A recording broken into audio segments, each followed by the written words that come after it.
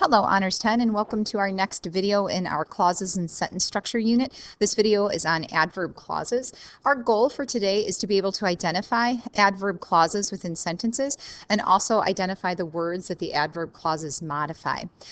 Please keep in mind, as you are going through the video, you should be taking notes, writing down definitions, as well as examples. Be prepared to ask questions in class tomorrow if you have any. First of all, the definition. An adverb clause is a subordinate clause that modifies a verb, an adjective, or another adverb.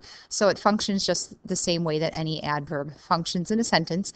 Remember that there are questions that adverbs answer within sentences. They're going to tell us how, when, where, why, or to what extent or degree. Those questions are going to be very helpful when you're trying to determine if a clause is an adjective or an adverb.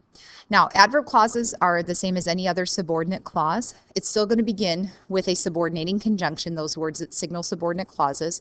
And adverb clauses, just like adjectives, can be removed from the sentence, and the sentence is still going to make sense without it because it's extra information.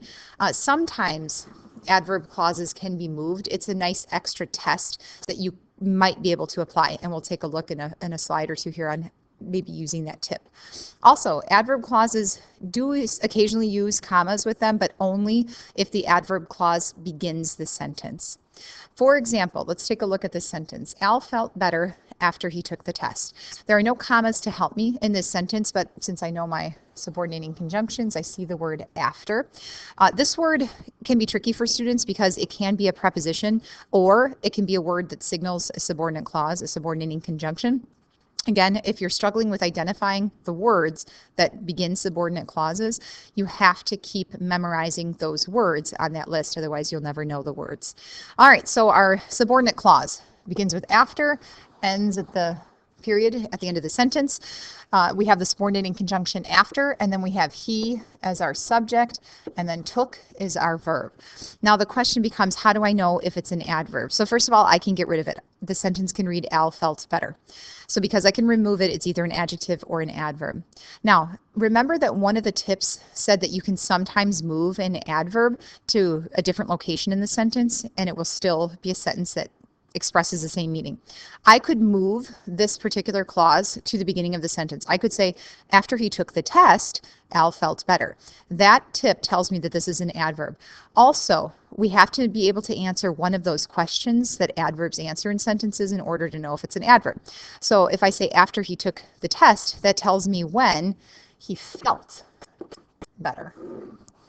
So because this tells me when, or you might even say why he felt better too, because he finished the test. So either way, it's still an adverb. All right, let's take a look at some example sentences. We are going to find the adverb clause within the sentence and then also find the word that the adverb clause is modifying. Number one, the movie was beginning as George bought our tickets. No commas to help us, and I need to know what words begin subordinate clauses. I see the subordinating conjunction as, and that begins my subordinate clause, as George bought our tickets. All right, within that subordinate clause, I have a subject, George, and I have bought as my verb. Can I move this clause? As George bought our tickets, comma, the movie was beginning. I can move it, so I know it's an adverb. But I also need to identify what question it answers within the sentence. I would say that this is telling me when about my verb phrase, was beginning. When did he buy the tickets? When the movie was beginning. So it's modifying my verb phrase in the sentence. Number two, you may keep the pot of gold if you answer 3 questions correctly. This is my subordinate clause. And the reason I know it's a subordinate clause is because of the signal word, the conjunction if. I have a subject, you. I have a verb, answer, within the clause. Now, can I move that to the beginning of the sentence? If you answer 3 questions correctly, you may keep the pot of gold. I can move it. I know that it's an adverb.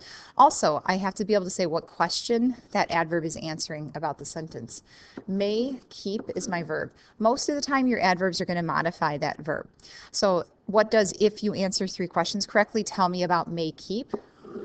It tells me how or why I may keep that pot of gold if I answer 3 questions correctly. Number 3, whenever you make a promise, you must keep it. There's a comma in this sentence. I'm going to use it to my advantage. I'm going to say whenever you make a promise is a subordinate clause. Whenever is a subordinating conjunction, so it signals that there's a subordinate clause. I still have a subject you, I still have a verb make. Now this one's at the beginning of the sentence followed by a comma. Adverb clauses are the only subordinate clause that you're going to see at the beginning of the sentence followed by a comma. So I know that it's an adverb. Also, this particular clause, whenever you make a promise, is telling me when about my verb. Must keep. When must you keep? Whenever you make a promise. So because this one's telling me when, I know that it's an adverb. For further practice, please go to my webpage and scroll down to the clause and sentence structure unit. Take the practice quiz that's titled Adverb Clause Practice Activity. Again, you're going to see the sentences as practice, write them down, take the quiz, scroll down and find the answer key to it. And if you have any discrepancies between your answers and the answer key, write those sentences down, note them so that we can talk about them tomorrow, as well as any questions that you may have about the information you just learned.